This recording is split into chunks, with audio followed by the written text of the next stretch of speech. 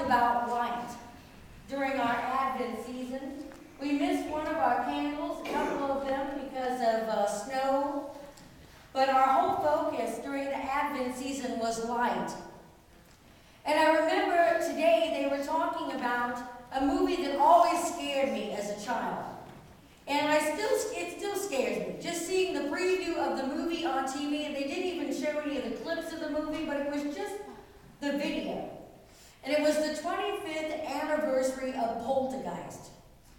And I thought 25 years ago, I was too afraid to watch Poltergeist when Poltergeist came out.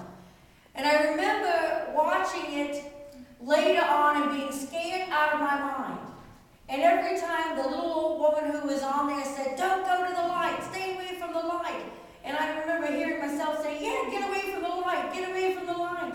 And then at the end, we realized she needed to go to the light. Because it was the light that would free her.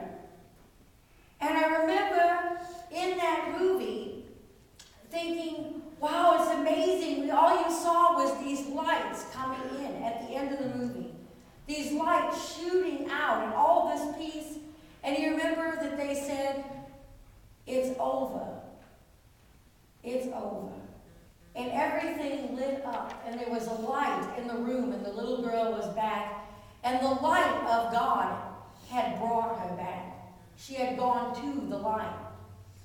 And I remember that movie being so scared of it and then thinking of the miracle of the light at the end of the movie. And how this little girl had gone toward that light and it was the light that had saved her. When we think about the lights that we see around, if you go down Broadway or down Riverside toward our house, there's a festival of lights at that one house. Now maybe some of you are related to these people, I don't know. But I tell you, those are the most lights I've ever seen since we were at Kansas at a festival where they actually intentionally light that up and charge you to come see them. And so every year, I get excited to see how many new lights are going to be out there. And I found myself continuously driving by the house for the first couple of weeks of December thinking, when are they going to turn on the lights? And then finally I saw the relatives out there and I thought, my goodness, they're adding more lights. It was so much anticipation for me, I could hardly stand it. I mean, when I was a child, I loved Christmas. Our house was lit up like an airport. And so I thought, oh boy, well we don't do that, but I can't wait to see the lights on these people's house. And so every night I'd say, Robert, let's go by, maybe they lit them up. And so we would sit out there, and when finally the anticipation was over with, here it came.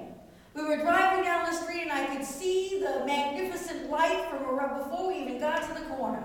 I said, "It's on." You know, and so we had to stop like everybody else who stops to look at the light in front of these people's house because there's a bazillion of them. And I thought, wow, look at all of those lights. Awesome.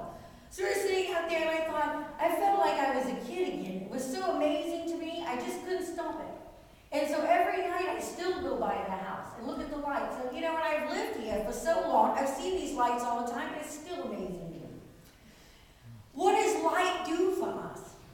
Light is inspiring. It's uplifting. When you see those lights of the Christmas tree, the lights are here, the lights that come down, the candles that you'll receive, that you've already received, that we're going to light up tonight, the lights of the Advent wreath, what do we think of? But we think of something that is brilliant, something that is magnificent, something that is fire